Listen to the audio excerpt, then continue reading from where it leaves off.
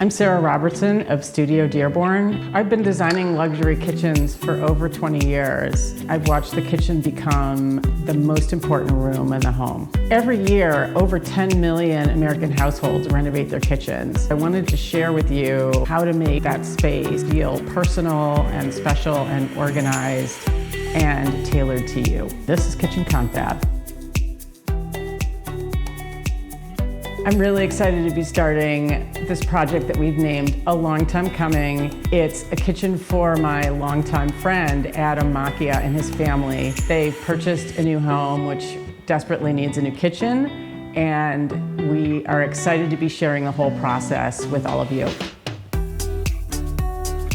And we're going to shoot up there today and take a look at what he has and talk to him about what he wants to do. Good to see you. Definitely. Thanks for coming. Congratulations on your new house. Oh, thank you so much. Come on in. Fabulous. Let me show you the kitchen.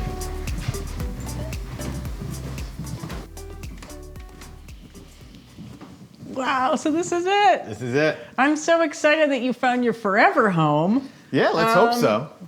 But I could kind of see this may not be your forever kitchen here. I mean, we knew that when we bought it. So yeah. we're pretty ready, you know, as ready as we could ever be to tear apart a house. My name is Adam Macchia, and I live in Fairfield, Connecticut with my wife Jenny and my son Leo and my daughter Dorothea. When we bought the house, we knew we were going to renovate it. I'm assuming that you're not loving the microwave over the range setup and maybe the dishwasher that's so like conveniently right next to your range. I saw Adam's home today. It's such a charming house. It really doesn't need much work, but it really does need a new kitchen. The kitchen is central to the house, but it's really dark, it's cramped. I'm very excited to be working with you for that reason, because it needs to be rethought completely. Yeah. And not something I can do on my own. So this is looking like your forever home, your forever kitchen. So we really want to think about it that way in terms of what's going to be really important to you. And make it personal. Like in my last home, I bought a house thinking, I'm going to resell this in 5 years. Yeah. So I made it as impersonal as I could.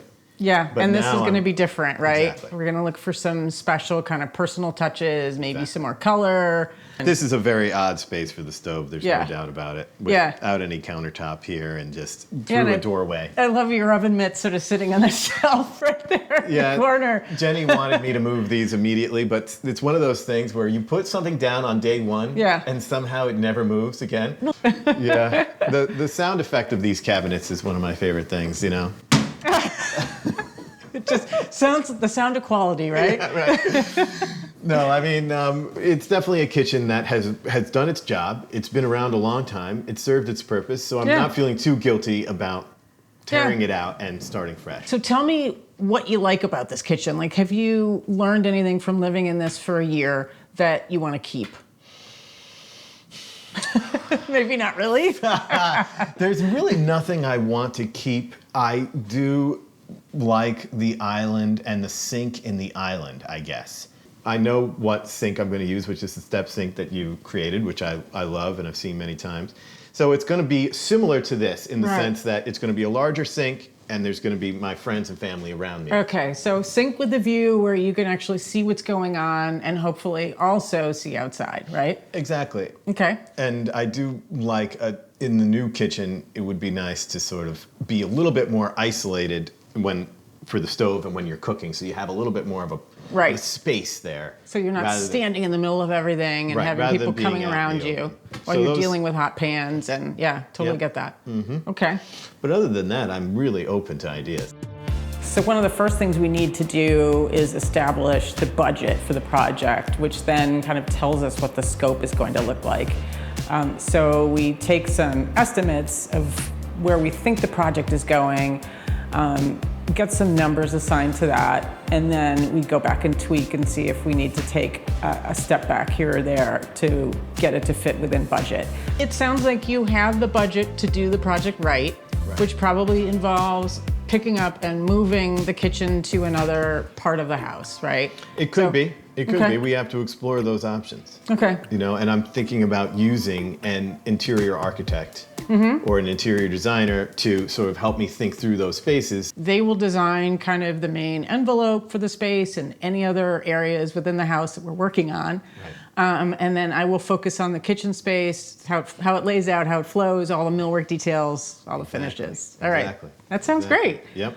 The kitchen is central to the house, but it's really dark, it's cramped, and he has this opportunity to move the kitchen into the adjacent family room, and I think that's fantastic that he's open to doing that, because it's going to allow us to kind of flood that kitchen with light.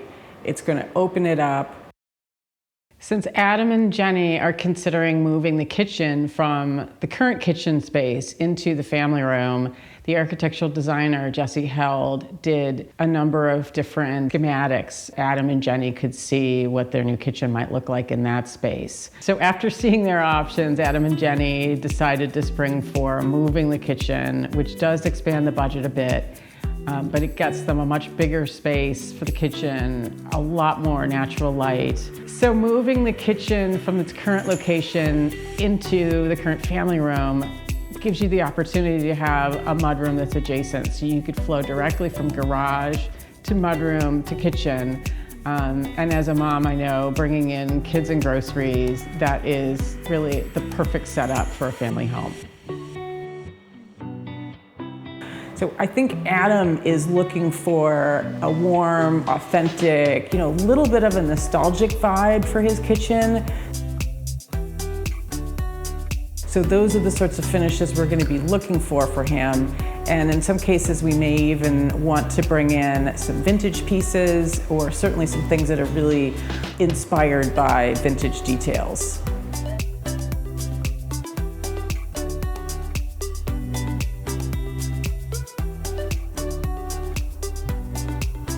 So the design process that we're going to be taking Adam through is we will start with essentially meeting with him, and we've done that already. So we've gotten a sense of what he wants, what he doesn't want, the changes he wants to make to the house. So after we've met with someone, we dive in and we start drawing it. So we have three-dimensional elevations and renderings to show the client so they can really kind of get a sense of the feel of the space, what it's going to seem like to walk around in, the massing of the cabinets. So once we've done this 3D work, it gives us a chance to manipulate, move things around, and when we're kind of settled into a layout, then we move on to our shop drawings, where the focus is more about the millwork details.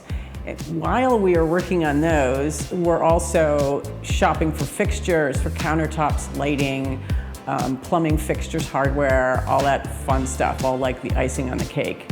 And then we pull that all together and we place our orders and we get the cabinet order rolling while the renovation is going on. So in this next episode, we're going to walk through the 3D drawings with Adam so he can see his brand new kitchen for the very first time. And then we have a big decision to make on the ceiling. So we look forward to seeing you in episode 2. If you like these episodes, you can follow along by liking and subscribing, and you can click off to the right to watch the previous episode.